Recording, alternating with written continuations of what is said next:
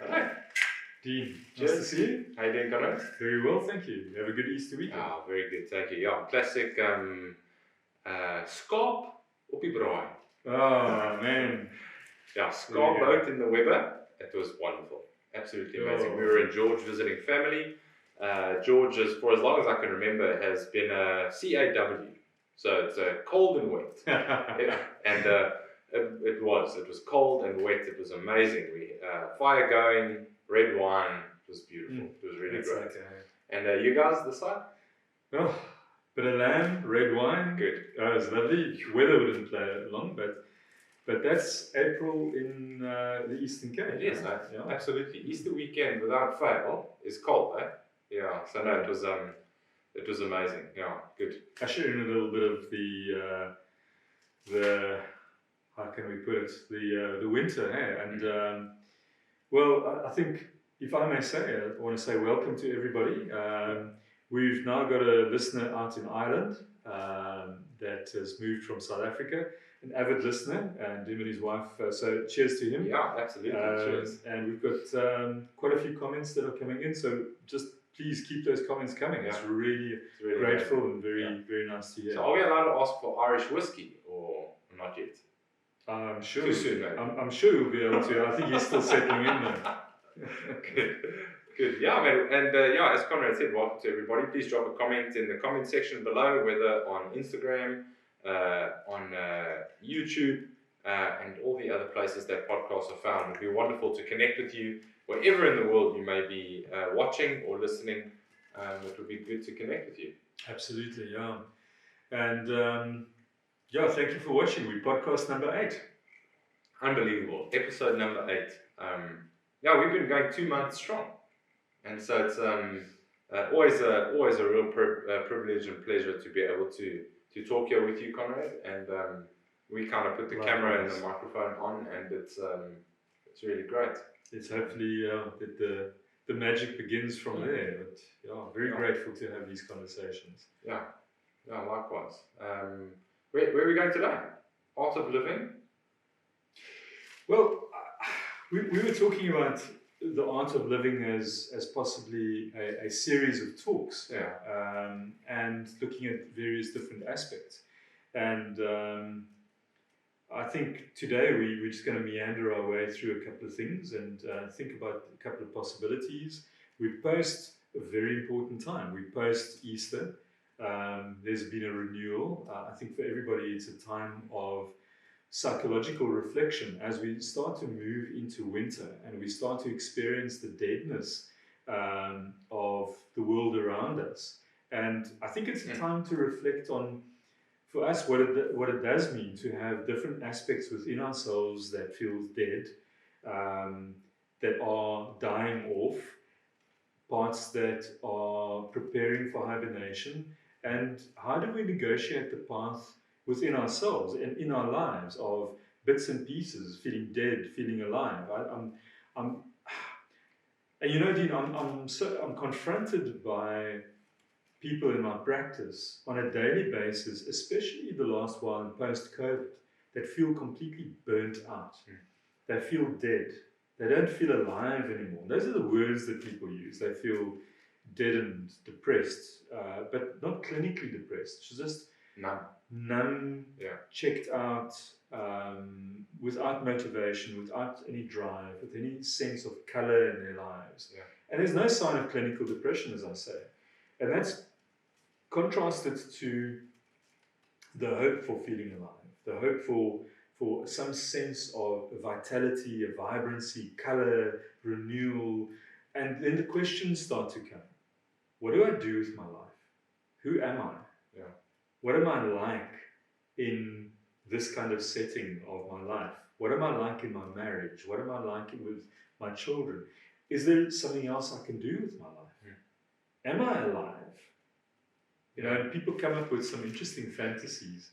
If you delve into it, people come up with the fantasy of living in the Matrix, like the Matrix movie, where they're actually living some semblance of a life, but they're actually dead. Do you find that these people have have particular or common triggers? Do you think that there's something that happens that makes us realize that we are not doing the thing we want to do? Is it my ability to know that I'm numb because I know what it does feel like to feel something? So is there a nostalgia to feeling something that I felt previously, wanting to feel that thing again? Sitting on an island, washed up onto an island, dreaming of other beaches or other shores, and just not being willing to experience the place that you are in right now? Yeah, it's an interesting thing, because at an individual level and at a collective level, we have to talk about it as an individual and as a collective. At an individual level, you touch on something very important that I think reverberates as above, so below on the outside as well. That what we feel has an oscillation between the bipolarity within our psyches. And when I say bipolarity, I mean we all carry the good and evil, the good and bad, the feeling dead and alive, night and day. So the bipolarity conceptually and in our daily experiences, our energy levels fluctuate. We're awake and we're asleep. So how do we as individuals negotiate that? And we always long for to become alive, or we long for the ability to get away from something, as opposed to allowing the process of expansion into both polarities and experiencing them and being able to see them. Yeah. I'll just mention the collective part of it as well, because I think we've moved into a world where we are splitting into good and bad, us and them. And I think, like the Ukraine situation now, we identify with Ukraine as the good guys and Russia as the bad. If you're on the other side, then it's going to be the other way around.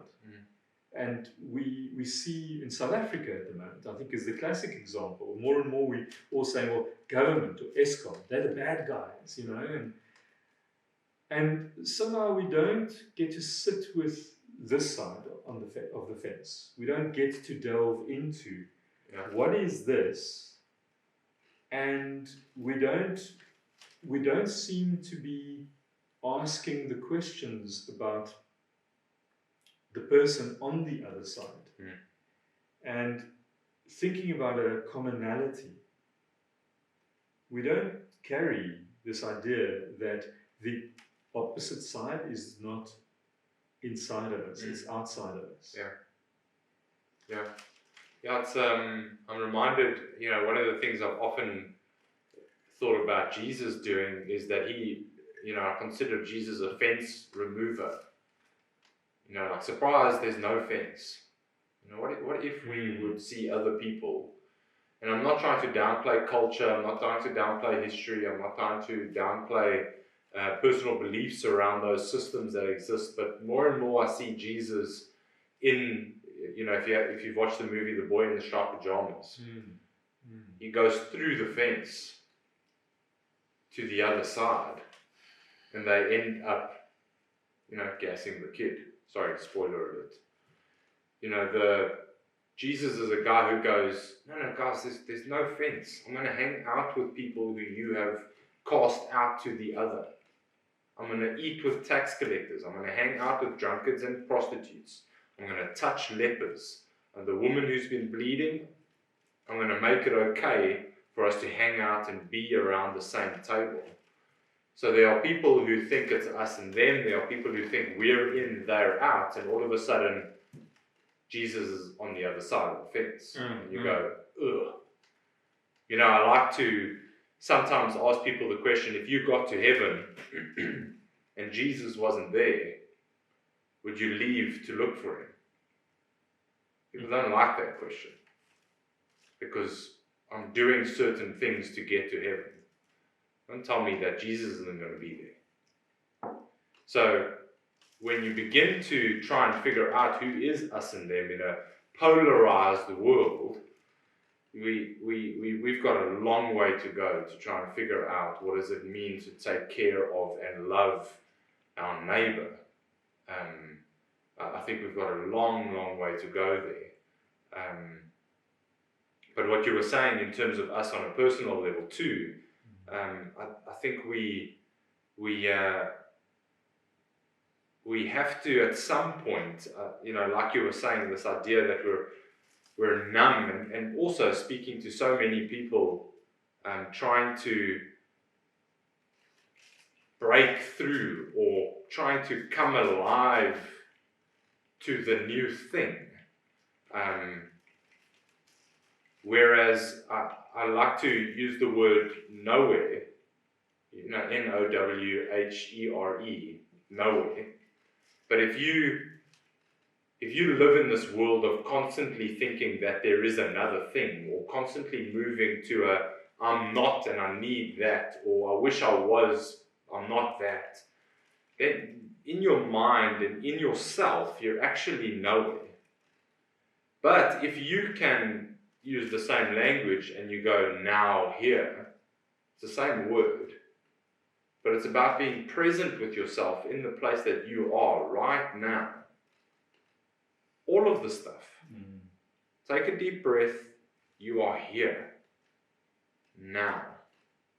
All of your stuff exists. All of it. The good stuff, the bad stuff. In Christian circles, we would say things like, bring the stuff to the feet of Jesus. I used to use that language a lot at Christian conferences or Christian, when doing things like altar calls. For people who are familiar in Christian circles, you do an altar call. Bring all your stuff to the feet of Jesus, But if you could take for a moment to be present with yourself, now, here, that is the moment you realize, wait a second, I'm alive. I'm here. This is it. And I don't think there is anything more wonderful than that.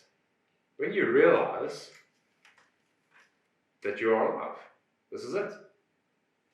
You remind me of the moment that we find a space of silence sitting in the middle of nature very often, where there's a space of silence within ourselves that seems to open up and becomes a layered extension and an extraction of something deep within ourselves that becomes silent.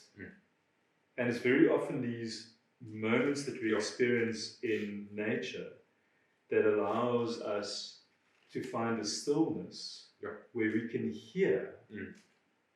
And in a world that is filled with visual stimulation. Well, we must be careful now. About 100 years ago, C.S. Lewis in Screwtape Letters, senior devil says to a junior, or the junior devil says to the senior devil, what's the plan? What's the plan again? And the senior devil says, all we want to do is make enough noise for them to not hear their God. That was like 80, 90 years ago. Yeah, we are. You're using words like quiet and the stillness. Don't do that anymore. Sorry, I interrupted you there. No, exactly. You had to interrupt me, didn't you? Exactly. Yeah, man. Yeah, that's the problem. Yeah. Shut up, Dean. Let Konrad talk. Yeah. Well, let's shut up, both of us, and allow the silence to speak its own voice. And it's funny because maybe that is something that we can also extend to the people out there, is that what happens to you when you become silent?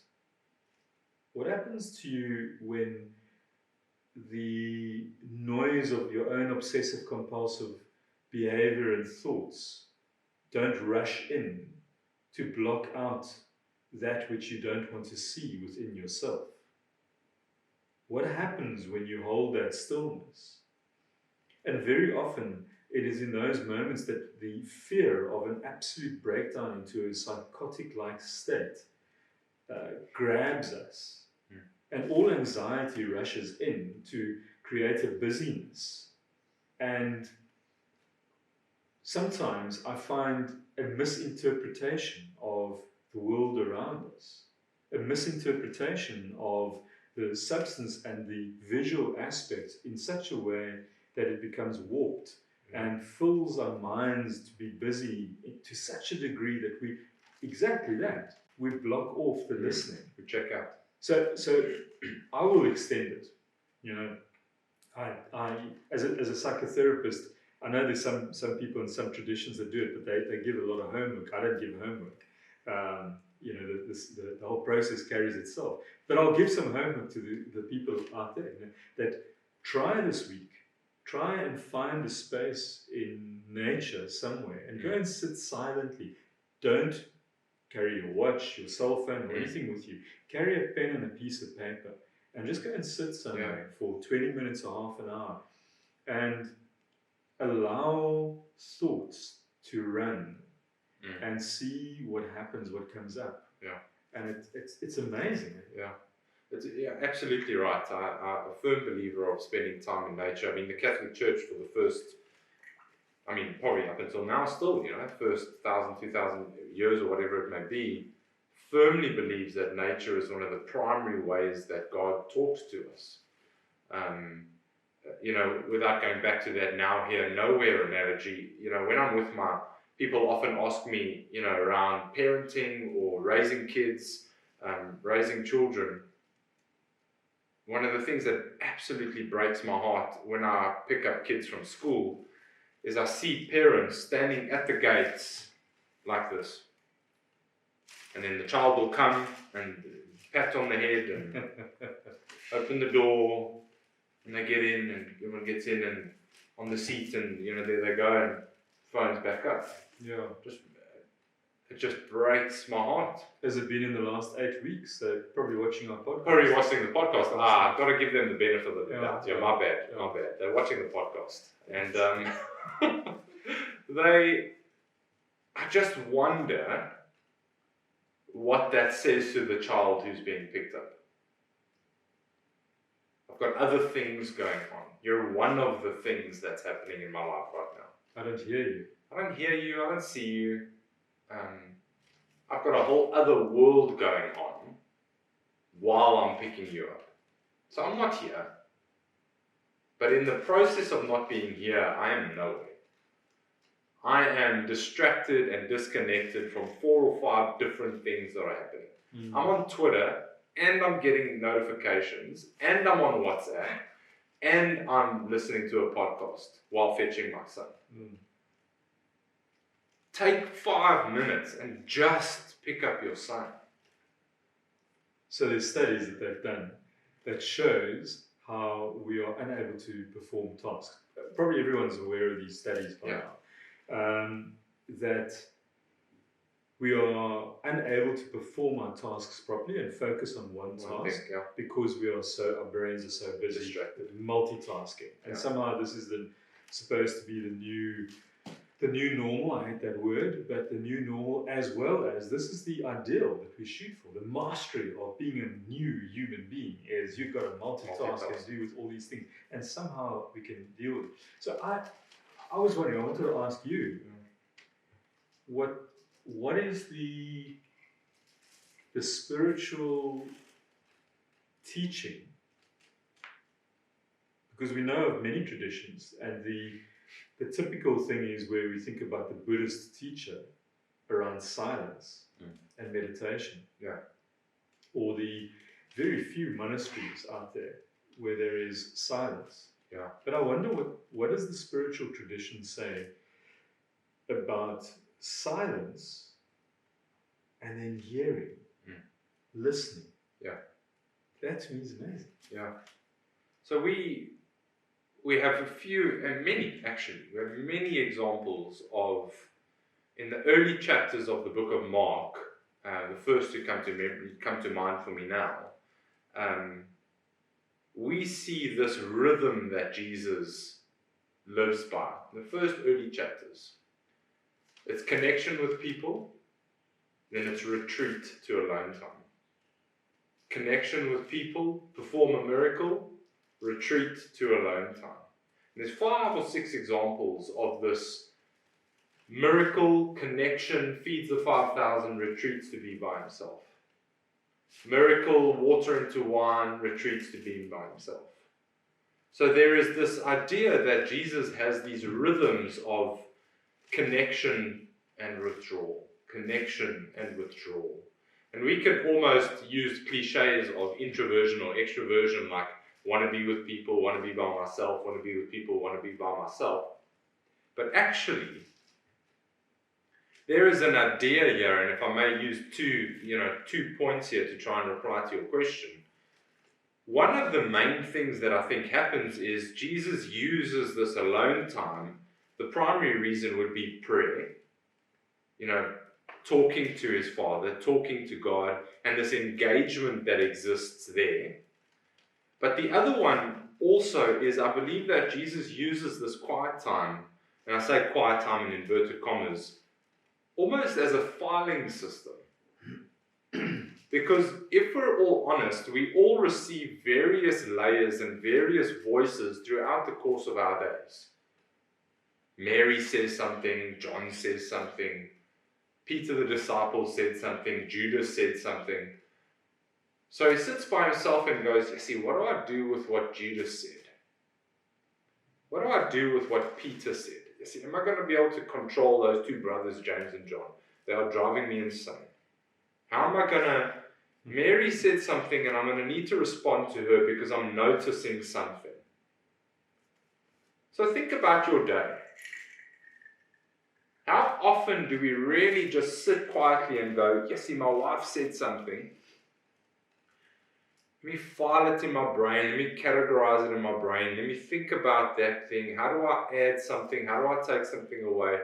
Let me be mindful of what people are saying to me and what I'm saying to other people as a filing system almost as I go into the next day. Yeah. And so I think quiet time, when I look at Jesus' life in particular, is there's this horizontal, again, as above, so below. There is this horizontal life. There is this something that is bigger than me. There is this God that exists that I'm trying to be in communion with. But also there is this horizontal life that exists that, you see, Konrad said something to me, and what does that mean, and how's that helpful, and how do I internalize what he said to me to allow what he said to me to bear fruit in my life? But then also Sarah said something to me, and I got to shake that off. Let me deal with that thing and let me get rid of that thing, and I don't want that thing. So there's a filing system that happens there. And I think both have to happen. You're right, let's go sit in a monastery for 3 to 4 months and just go on a quiet retreat. I had a friend in the Methodist church, his name's also Dean in London, and maybe I'll send him this link. He's an accountant, and for I think maybe 15 years ago, for Lent, he gave up talking. For Lent. Carried on his life, spoke to his boss before the time, spoke to his lecturers. You can do that as an accountant. That's true, you can. He gave up talking. And we, as you were saying, are constantly bombarded by noise. Just information, notification after notification after notification. I'm thinking about how do we hear? And for me, in my tradition, how do I hear? How do I listen out for my inner voice, my self, my psyche? How does my intuition come through? How does feeling come through? In your tradition, how do you listen to the voice of God? How do you listen out for it?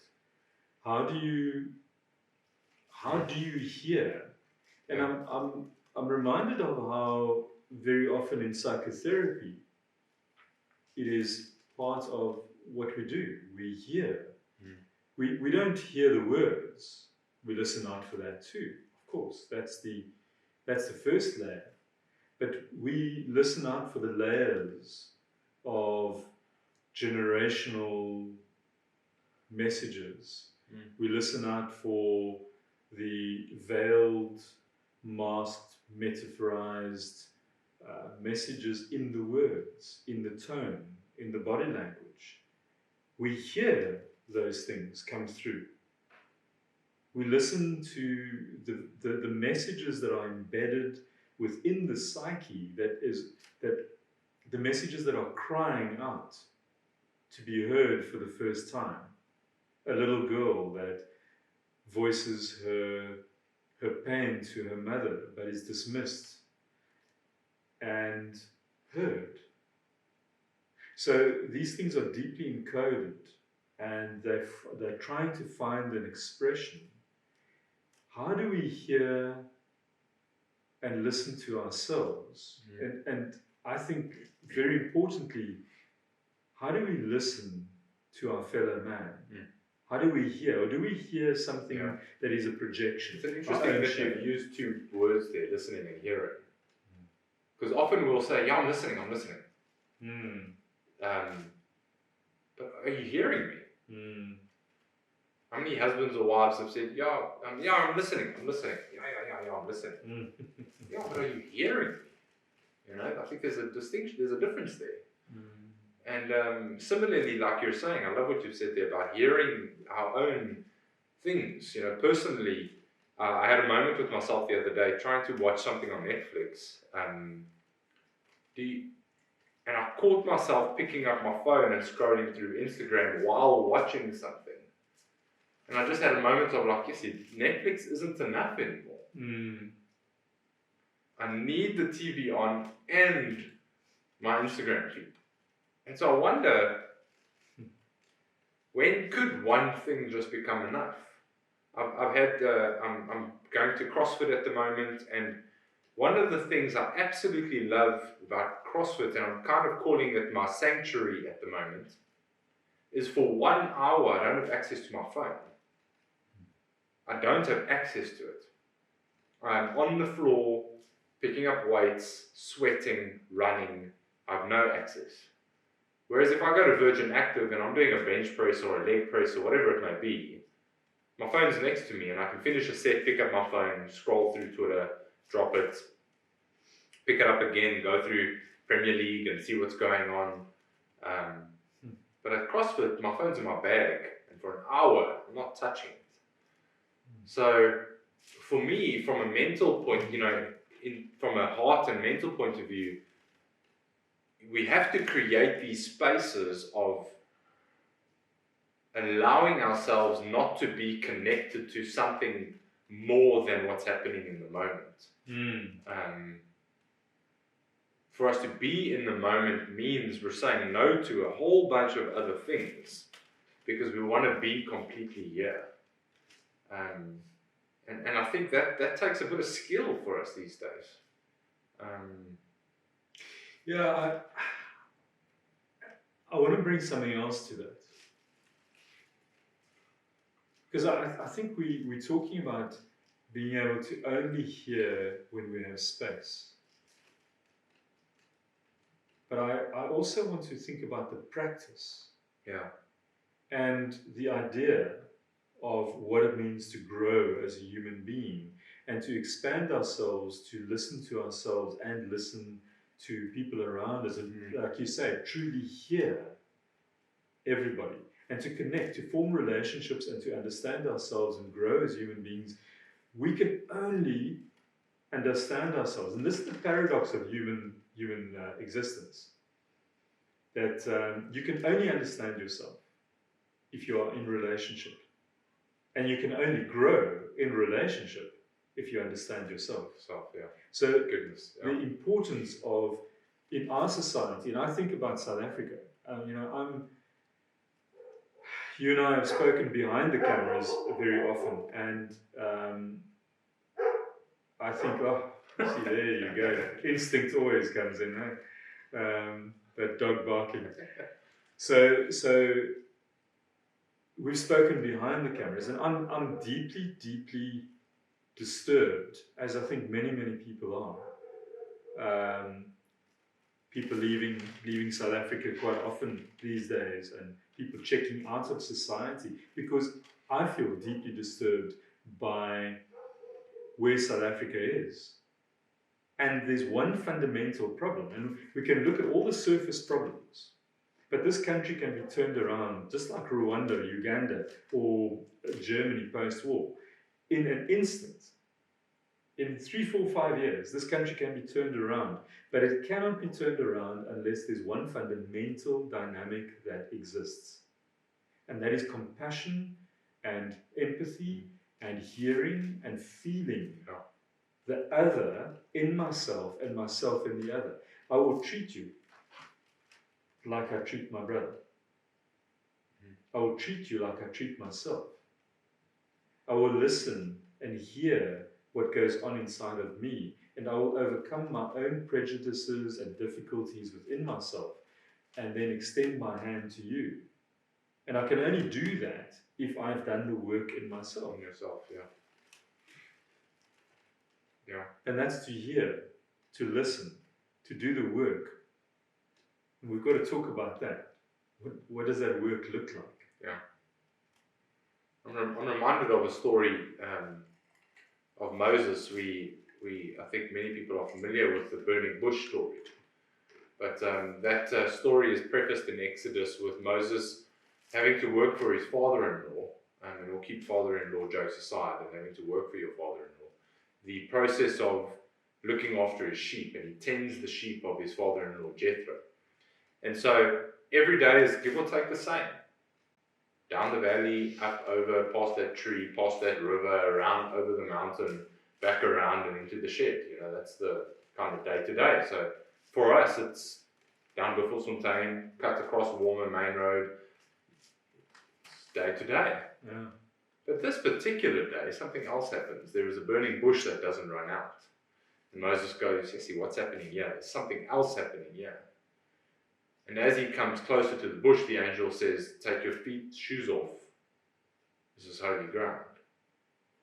So the existential or philosophical question in this moment is, was that ground always holy? And has Moses just become aware of it? Or is it just holy in that moment? So our awareness to God's presence makes that moment holy. So if I'm aware of God's presence, it is a holy moment, we would say. But God's presence is everywhere. We're so busy running at full speed that we fall into bed at 9, 10 o'clock at night after watching a series and going, what a day, tomorrow, here we go again.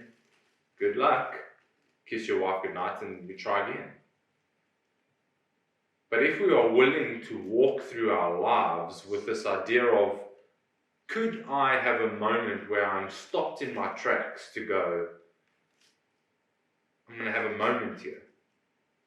I'm going to have a moment. Can I stop what's happening around me, slow down?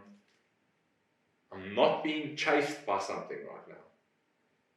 I can slow down, have a moment, and internalize what's going on a regular basis, Monday to Friday. Could there be an opportunity for me to have some reflection, some quiet time, something that takes me beyond myself, beyond everything else that's happening? Because the world, and I think this is one of the hardest things. I actually think this is maybe one of the hardest things we have to do. Because with the rise and rise and rise and rise of social media, we are being bombarded more than ever. Companies are paying billions of dollars for our attention. We have forgotten what it means to pay attention to ourselves and to how we're feeling, how we are, our thoughts. Yeah, you're raising an issue which I think is such a fundamental issue of how people view the beautiful spiritual, psychologically rich connection to the unknown, mysterious parts of themselves, of this world around us. I'm reminded of Joseph Campbell spoke about going into a church in France. And those churches, if anybody has ever had the opportunity, I've had the privilege of going to a number of cathedrals in France, including the famous Notre Dame, which was magnificent. And you step into some of these cathedrals and you're transcended into a transformative space. Yeah. It transcends you immediately, and it is designed to be exactly that, because it takes you into a space of feeling God, of feeling the mysterious, of feeling the space that is this noumenal beyond ourselves. So it creates a sense within all of us that there is something beyond, there's something other, there's something to reach for and feel for and work for, and we can't quite put our finger on it, but it's there. Yeah, as the Queen said, I think of St. Paul's Cathedral, it's awful. And what she meant was that this place is full of awe. Yes. It is just awe-inspiring.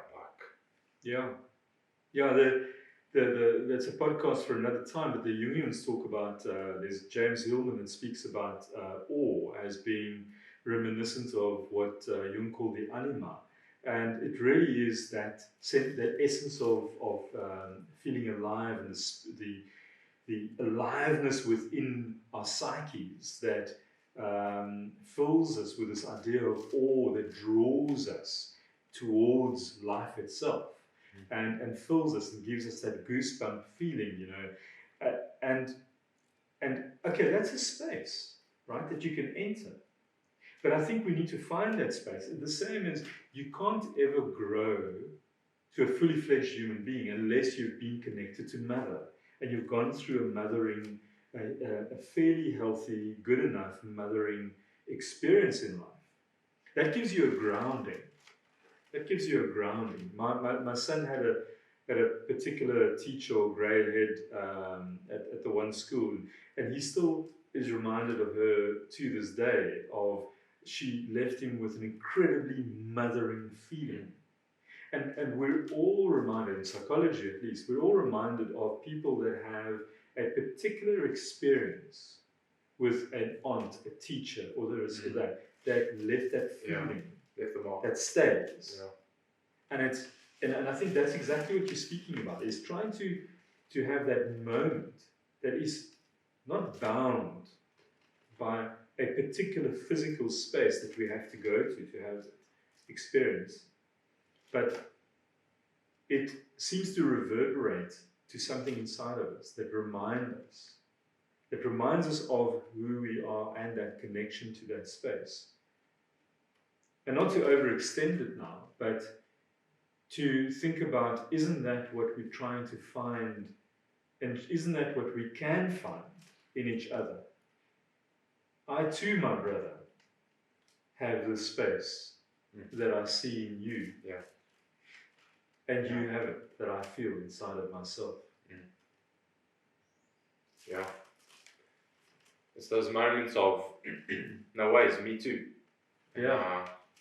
And we often use language like kindred spirits. You find somebody or other people who you just have these connections with at a raw, fundamental human level. And you're able to connect with people there. Can I stop you there and ask you? You said an interesting thing there now. The Me Too movement. Sure. Isn't that what it was about? Is that the cloistered emotional experiences of the patriarchal culture that hides the experiences of women, and the moment of truth and collective experience that is recognized in the eye of the other. Yeah. And the forward-coming bravery to say, yeah, me too. I also have this experience. Yeah. And it brings it to a collective experience that we can all have.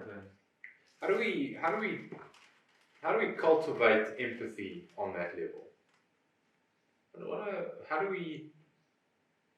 What's missing? How are we, without going to the extreme of narcissism and psychopaths who just don't have empathy at all. But what is the empathy thing? Where is that thing? It's funny because people seem to be watching a lot of programs these days about serial killers. And I think it says something about our society that we're trying to find the alienated, dead parts of ourselves. So as a psychologist, again, at one level, I'll say to you that the work lies within and lies in between us and another person. Yeah. If the love can be there, we need to cultivate relationships that have the time away from the cell phones, that require less technology, less worry, less obsessive compulsiveness, less cleaning of the house, and more sacred space, just being in our own and in between. Hearing the other is feeling the other. Hearing the otherness of that church inside of me is feeling me. So we need to have silences, moments of silence, moments of sitting together. I always say to my wife, the greatest pleasure I have is the two of us just sitting on a couch together drinking a glass of red wine. Even if it's crap red wine, right? It's fine because it's that moment. And if it's at some space, somewhere like one of my favorite spaces I was at recently is the Hillocks, Penny and Andy's place, Maymarin. It's stunning there, in the mountains, in nature, you sit. And you just feel that mysterious togetherness between the two, and you hear each other. Yeah. I'm asking myself that question because, raising two small children, 3 and 6, I'm trying to understand, Daniel and Elizabeth have this idea of, me and Azan will be talking, and Daniel will just barge in and create a whole new conversation. And I'm like, so I don't want to be that dad that just shouts at his kid and tells him to bugger off. So I'm asking myself questions, and I'm also asking him, how can I teach him what it means to have social awareness? Can you be socially aware of what's going on in the room right now? So that it doesn't make you run up to the two people who are having a conversation and start screaming about whatever it is outside. And so I wonder if you take that 5 or 6 steps further, could the adults be socially aware? Like, just be aware of what's going on at the moment, and could you use your inside voice and not jump onto Twitter and feel the need to just have a rant about everything that you think is going wrong at the moment? Such an interesting thing that you're saying, because I think it's about something we don't do very often these days. We don't include the other. No, not at all. And if you allow your son to be included in that moment at a level of not exclusion, often we do that. No, we're just talking about this, and okay, I'll kind of go away. Knowing that they'll just bugger off if you say that to them, as opposed to, no, we're talking about we're talking here about how we love each other, or we're talking about the politics in the country and how interesting it is, or how terrible it is, and we're quite worried about it, but without being age inappropriate, but to include. We're afraid of difficult emotions. Yeah, we are. I've again, not to make it about me, I go to CrossFit. How do you know if somebody does CrossFit? I'll tell you. That's case in point. I come home at 6 o'clock after going to gym at 5 o'clock in the morning, and sometimes Elizabeth is awake in the morning when I arrive, and she goes, "Daddy, where were you?" Like, "Daddy, you've showered." Like, no, it's just sweat from the gym. And she'll want to, what's going on? Where were you? What were you doing? And often I can just go, yeah, I was at gym, and shrug it off. But what I've tried to do recently is sit on the floor and meet her on her level and go, Dad was at gym, still got chalk on my pants and on my hands, and I've got to feel my calluses, and you know, trying to give her insight into where I was, what I'm doing, why was I awake, why am I sweating, to the point where a couple of weeks ago the kids came with me to CrossFit and did a little bit of a kids CrossFit thing, because I'm letting them into that world. When I go for a photography job, or I leave early in the morning or late at night or whatever it may be, Daddy, where were you? You know, I can let them in on the thing that I'm doing and not just go, I was at work. You know, Dad's tired, kick the shoes off, and you know. Okay, I've got two things to say about that. Firstly, I think inclusion here, and I want to say something to people out there about that. But the other thing I have to say is very importantly, after describing how you father and that, let's just make it very clear for any swooning women out there, you are married, okay? Just, yeah, thank you. And I've stopped wearing my ring, if people are wondering, because I literally almost lost my finger at gym. I'm not even playing. I got a gold ring, and it literally almost took my finger off using a barbell. And I cut into my hand, and it just wouldn't stop bleeding. So for now, I'm not wearing a ring. And those rubber ones are gross, and they're just not working for me. So no. I think I'll need to get a tattoo. Or you got to go for gold, man. That's true. Yeah, well, I think it's maybe something important. How do we include? How do we include our children? How do we include each other? How do we include parts of ourselves? And the importance, the first step is to listen, to hear, to give space to the other in ourselves and around. And I will ask people that sit, listen, hear, make the space, create it.